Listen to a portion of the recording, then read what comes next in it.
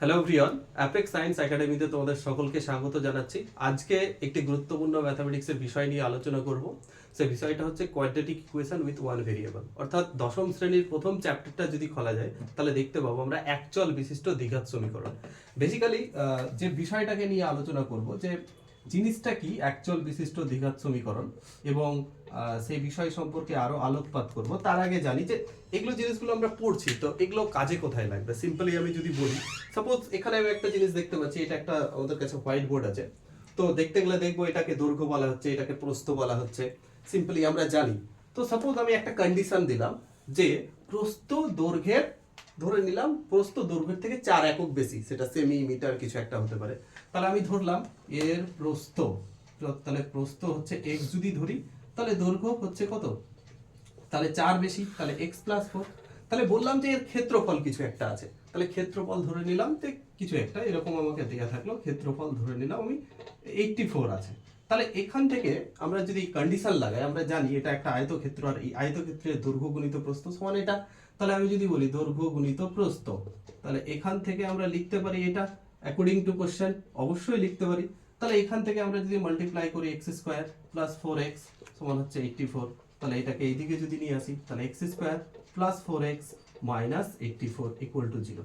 দেখো এই টাইপের ইকুয়েশন আমরা আমাদের জীবনে চলতে গিয়ে বীজগণিতে ক্লাস 8 এ 9 এ 7 এ বিভিন্ন জায়গায় দেখেছি।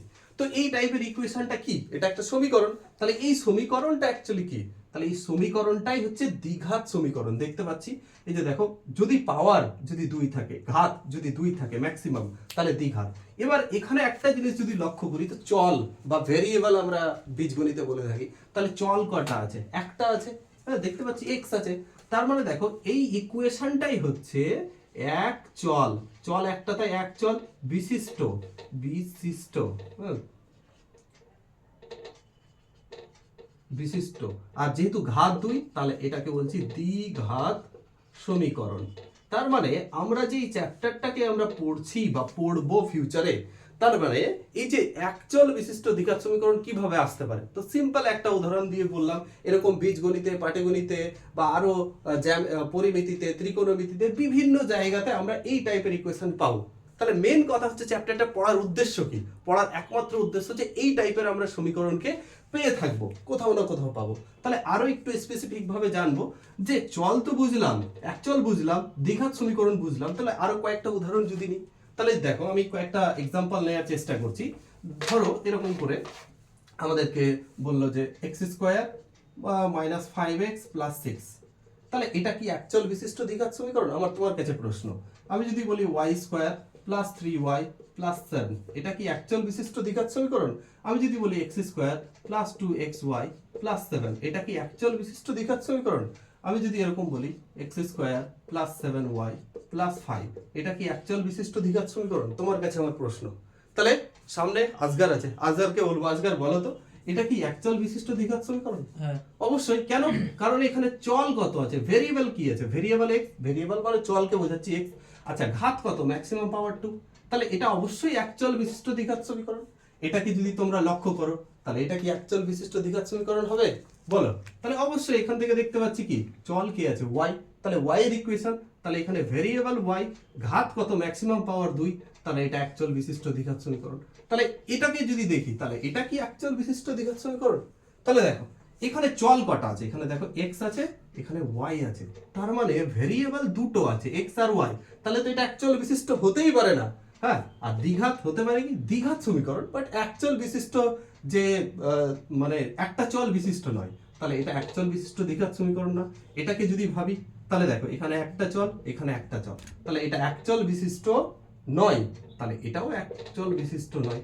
তার মানে প্রথম কথা হচ্ছে আমাদের ইকুয়েশনকে জানতে হবে যে কোনগুলো একচল বিশিষ্ট, কোনগুলো দ্বিঘাত। তাহলে এই টাইপের যতগুলো টাইপের ইকুয়েশন আছে সেগুলোই হচ্ছে বিষয়। তাহলে এখন যদি আমি এই কোশ্চেন্স গুলোকে পেলাম, এবার এদেরকে আমি যদি সমাধান করতে যাই, পুরো চ্যাপ্টারে এই সব বিষয়গুলো রয়েছে। কি কি রয়েছে আমরা প্রথমে জানবো, একচল বিশিষ্ট দ্বিঘাত সমীকরণ কি জিনিস, যেটা জানলাম। সমীকরণগুলোকে কিভাবে সমাধান করব সেটা আমরা জানবো ফিউচারে, কত রকমের ওয়ে আছে সেটাকে জানবো। যেমন যদি বলি এটাকে, এটাকে যদি দেখি, এই ইকুয়েশনটাকে তুললাম, এটাকে আমরা সমাধান করতে পারি কত রকম ভাবে। তুমি বলতে পারো স্যার অনেক রকম ভাবে আছে, ম্যাথামেটিক্সের সমীকরণ সমাধান অনেক রকম আছে, বাট ক্লাস 10 লেভেলে তোমাদের লেভেলে আমরা জেনারেলি কিভাবে জানি, আমরা কিভাবে শিখেছি, এটাকে ফ্যাক্টর করেছি, তাই না? 6 কে ভেঙেছি 3 2 6, তাহলে এটা 3x, এটা 2x। আর এটা যদি বুঝতে অসুবিধা হয় অবশ্যই আমাকে জিজ্ঞেস করবে, তাহলে আমি আরেকবার এক্সপ্লেন করে দেবো। তাহলে এখান থেকে আমি x কমন নেব, তাহলে x - 3, এখান থেকে -2 কমন নেব, তাহলে x - 3, তাহলে আবার এই দুটো কমন নেব, তাহলে x - 3 আর x - 2। এবার আমরা নরমালি উৎপাদকে বিশ্লেষণ করলাম, আর এই নিয়ম অনুযায়ী জানি x এর ভ্যালু 2 হয় আর 3 হয়, ঠিক আছে? তাহলে এটা একটা প্রসেস হলো যে আমরা একটা দ্বিঘাত সমীকরণকে, মানে অ্যাকচুয়াল বিশিষ্ট দ্বিঘাত সমীকরণকে সমাধান করতে পারছি। আর এই যে সমাধানগুলো বেরোলো, এদেরকে এই সমীকরণের সমাধান বলা হয়। বাট এখানে আরো একটা জিনিস বলবো, এদেরকে আবার এই সমীকরণের সমাধানের সঙ্গে সঙ্গে কি বলা হয়, বীজও বলা হয়, বীজ বলা হলো। এবার প্রশ্ন হবে যে বীজ ইংলিশে বলা হয় রুট বা রুট, যাই বলি না কেন, তো বলা হচ্ছে। তাহলে প্রশ্ন হচ্ছে কেন বলা হলো? অনেকগুলো জিনিস আছে, কোত্থেকে আসলো এগুলো, রুট কেন নামকরণ হলো, এগুলো আমি এক্সপ্লেন করছি। এইরকম ভাবেই এই দ্বিঘাত সমীকরণকে সমাধান করার জন্য হ্যাঁ অন্য একটা ওয়েতে একজন বিখ্যাত ম্যাথমেটিশিয়ান এসেছেন আমাদের এই পৃথিবীতে, যিনি ভারতীয় একজন, এবং আমাদের মানে সৌভাগ্যের বিষয় যে তিনি একজন বাঙালিও ছিলেন, ঠিক আছে? তো আমরা শুধু ভাবি যে যতগুলো ম্যাথামেটিক্স বা সায়েন্সের টপিকগুলো আছে যে ভারতীয়দের অবদান খুব কম, আমরা ভাবি যে ওয়েস্টার্ন যে কালচারগুলো রয়েছে, ইংরেজরা বা ব্রিটিশ বা আমেরিকানরা, তাদের অবদান বেশি রয়েছে, এরকমটা নয়। তার সাথে সাথে আমাদের ভারতীয় যে গণিতজ্ঞদের অবদান রয়েছে এটাও আমাদের জানতে হবে। এরকম ভাবে একজন ম্যাথমেটিশিয়ান, তিনার নাম হচ্ছে শ্রীধর আচার্য। হ্যাঁ, শ্রীধর আচার্য, আমি সংক্ষেপে লিখছি, জায়গা কম তাই। শ্রীধর আচার্য তিনি এসেছিলেন, তিনি এটার সমাধান বের করার অল্টারনেটিভ আরো একটা প্রসেস দিয়েছেন, যেটা শ্রীধর আচার্যের সূত্র নামে আমরা জানি বা শুনে এসেছি। তাহলে এটা কি টাইপের এসেছেন? তিনি কি বললেন যে কোনো একটা দ্বিঘাত সমীকরণ, সরি অ্যাকচুয়াল বিশিষ্ট দ্বিঘাত সমীকরণে আমি একটা জিনিস স্কিপ করে দিয়েছি, সেটা হচ্ছে সাধারণ রূপটা কেমন, দেখতে কেমন হবে। আমি একটা মানুষ, মানুষের সাধারণ রূপ কেমন হবে? দুটো পা থাকবে, দুটো হাত, কান, চোখ, মুখ, নাক, এরকম। যদি গরুর বলি 4টে পা থাকবে, হ্যাঁ, যেরকম নর্মালি ফেস থাকে। তো একটা সমীকরণের কেমন থাকবে? তাহলে এই সমীকরণের সাধারণ রূপ হচ্ছে এটা, ax² + bx + c। এটাই শুধু না, তার সাথে দুটো কন্ডিশন আমাকে জুড়ে দিতে হবে, যেখানে কি a ≠ 0। রিজন কেন বলছি, তার সাথে a b c হবে বাস্তব সংখ্যা, রিয়েল নাম্বার। এবার প্রশ্ন হচ্ছে স্যার এই বাস্তব সংখ্যাটা কি? বাস্তব সংখ্যা 1 2 3 4 5 6 7, 1 2 5 7 ইত্যাদি ইত্যাদি, এগুলো জানা আছে, ক্লাস 9 এর টপিক এটা। হ্যাঁ, যদি না থাকে তো আমাকে বলবে, আমি শিখিয়ে দেবো। আর a = 0 কেন করলেন স্যার? যদি ধরে নাও ইফ a = 0 হয়ে যেত, তাহলে কি হতো? এখানে বসাও, তাহলে a 0 × x² bx + c = 0। তাহলে কি এটা 0, তাহলে কি আসতো? bx + c = 0। এবার তুমি আমাকে বলো, আজকাল বলো, এটা কি দ্বিঘাত হচ্ছে? হচ্ছে না, কারণ এখানে স্কয়ার টার্মই নাই। তাহলে চ্যাপ্টারটা পড়ছি অ্যাকচুয়াল বিশিষ্ট দ্বিঘাত, তাহলে তো এটা কন্ডিশন হওয়াই অনিবার্য, হওয়া উচিত কিনা? সেই জন্য তো এবার শ্রীধর আচার্য কি করলেন, যে এই সমীকরণের একটা সাধারণ রূপ বের করার চেষ্টা করলেন। কি সাধারণ রূপ স্যার? কি করে বের করলো? হ্যাঁ, তিনি এরকম করে বের করলেন যে শ্রীধর আচার্য, আমরা যে ফর্মুলাটা জানবো ax + bx + c = 0, মানে তিনি বললেন যে এর a b c সহগ, এগুলো জানো তো। তিনি বললেন যে x = -b ± √b² - 4ac/2a। তিনি এটা বললেন যে যে কোনো সমীকরণ, দ্বিঘাত সমীকরণের অ্যাকচুয়াল বিশিষ্ট দ্বিঘাত সমীকরণের সমাধান এটার মাধ্যমে বেরোবে। তাহলে প্রশ্ন হচ্ছে তিনি এটা যে পেলেন, এই যে তথ্যটা পেলেন, এটা তো আকাশ থেকে পড়ে এলো না, কোথা থেকে এলো? তাহলে তিনি এটার প্রমাণ দিয়েছেন কিভাবে, আমি একটু দেখানোর চেষ্টা করি। হ্যাঁ, চেষ্টা করি। তিনি কি করলেন, এই সমীকরণ থেকে আমি এটা আনার চেষ্টা করছি। এখানে দেখো x² এর সহগ দিয়ে এটাকে ভাগ করে দিলেন, তাহলে x² b/a × x + c/a।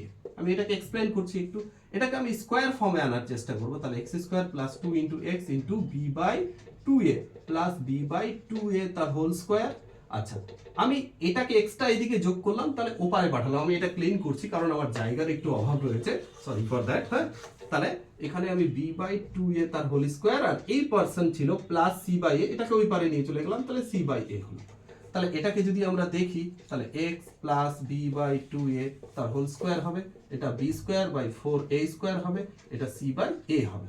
তাহলে এখান থেকে আমি এটা যা আছে তাই লিখে দিলাম, ঠিক আছে? এখানে লসাগু নিলাম, ঠিক আছে, তাহলে লসাগু কত আসবে 4a², তাহলে এখানে b², এটা হচ্ছে 4ac আসছে। আমি উপরের অংশটাকে একটু ক্লিন করার চেষ্টা করছি, দিয়ে আমি লিখছি।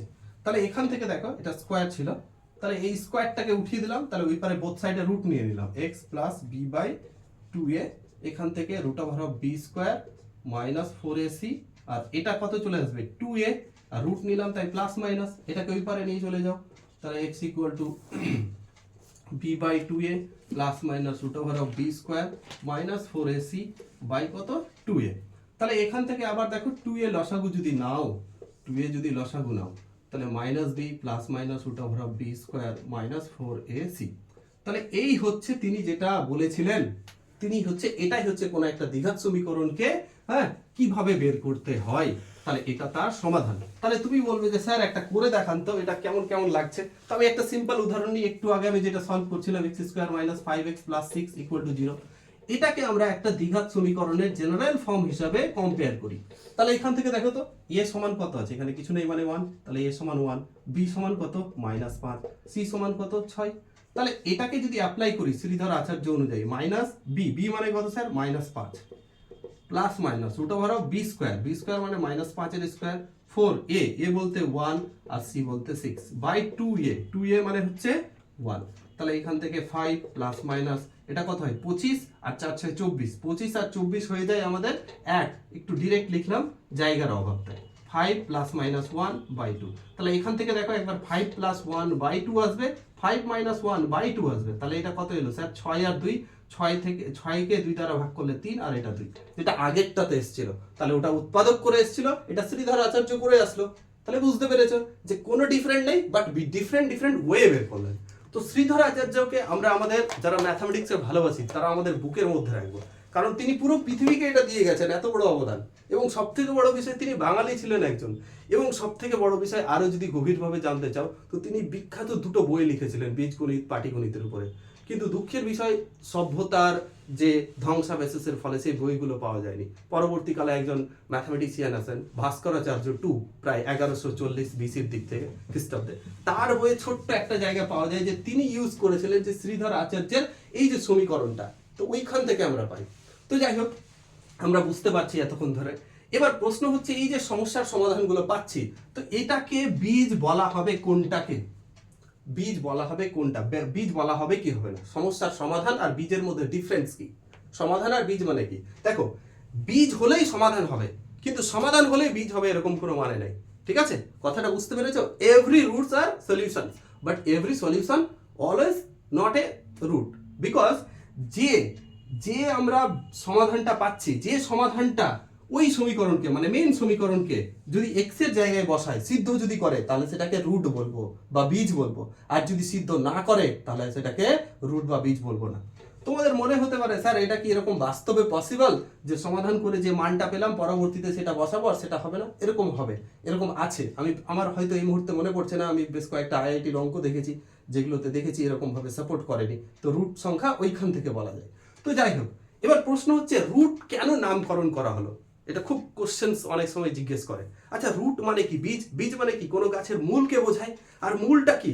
একটা গাছের মূল থেকেই বা বীজ থেকেই আস্তে আস্তে গাছটা তৈরি হয়, সব কিছু তার সম্পর্কে জানা যায় ওর থেকে। সেরকম ভাবে বীজ থেকে না একটা সমীকরণের সব কিছু জানা যায়, সমীকরণটা কেমন হবে, তার বীজগুলো কেমন, তার কি কি সব কিছু একটা সমীকরণকে তৈরি করা যায়। তো একটা গাছ যেমন একটা বীজ দিয়ে একটা গাছ তৈরি হয়, সেরকম গাছ তৈরি হয়, সেরকম বীজ দিয়ে একটা সমীকরণ তৈরি হয়। সেটাকে সেই জন্য এটা কথিত আছে যে ম্যাথামেটিক্সকে এটাকে বীজ বলা হয়। ঠিক আছে, এবার এর সমাধানগুলো বের করব, আরো অনেক কিছু আছে। তো এটাকে যদি একটু এক্সপ্লেন করি, আমি একটু এক্সটেন্ড করছি, যে আমরা ফাইনালি যেটুকু শিখলাম, যেটুকু বুঝলাম, যে শ্রীধর আচার্য বাবু আমাদের যেটা বলে গেছেন, কি বলে গেছেন, যে b² - 4ac/2a, যে একটা দ্বিঘাত সমীকরণের বীজ কেমন হবে স্যার? সমান হবে, অসমান হবে, বাস্তব হবে, অবাস্তব হবে, অনেক কিছু হতে পারে। তাহলে এটা ডিপেন্ড করবে কার উপরে জানো? ডিপেন্ড করবে এই মাঝখানে যে জিনিসটা দেখতে পাচ্ছ √b² - 4ac, তার উপরে। ঠিক আছে, আর এই b² - 4ac এর একটা নাম দেওয়া হয়েছে, সেটাকে আমরা বাংলাতে বলি নিরূপক। নিরূপক বলা হচ্ছে। আর এই নিরূপকটার উপরে ডিপেন্ড করবে যে বীজটা কেমন হবে।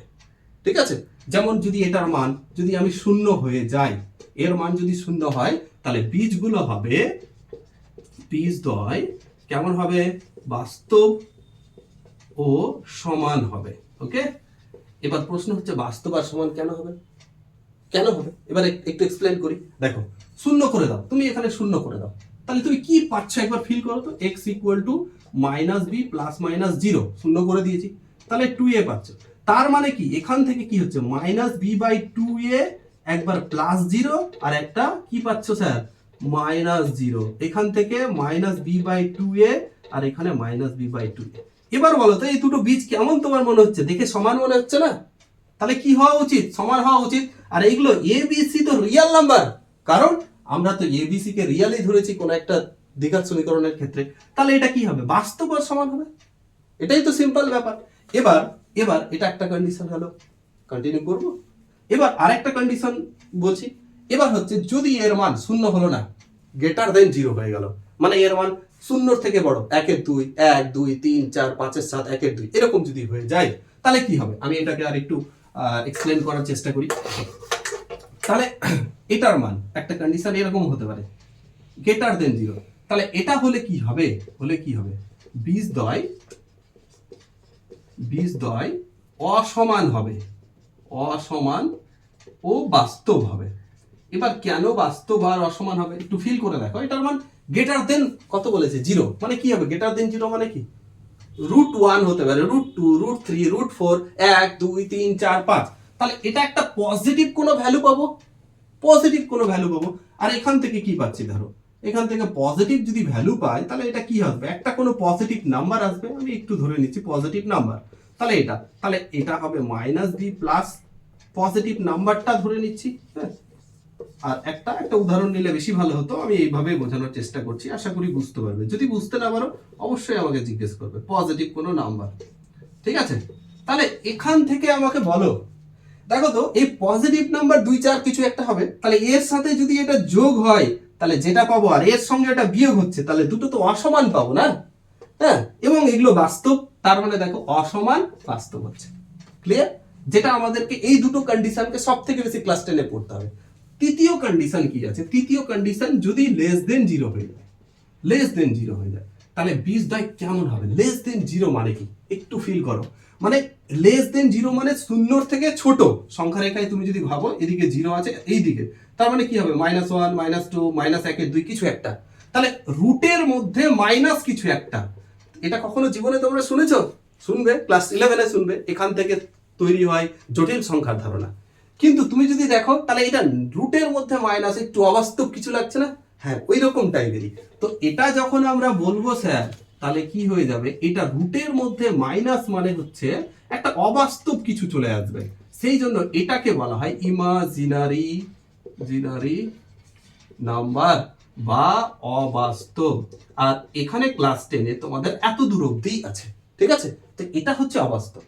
তাহলে আশা করব আমি অল্প সময়ের মধ্যে যেটুকু বোঝানোর চেষ্টা করেছি তোমাদেরকে, নেক্সট ক্লাসে আরো এক্সটেন্ড করব, আরো মজা পাবে, আরো আনন্দ হবে, ভালো লাগবে। এবং ম্যাথমেটিক্সকে ফিল করো যে তোমার মনের মধ্যে ওটা আছে, ওইভাবে পড়াশোনা করো, দেখবে খুব ভালো লাগবে, ঠিক আছে। আশা করব আজকের ক্লাসটা এখানেই রাখছি, পরবর্তী ক্লাসে আবার দেখাবে তোমার।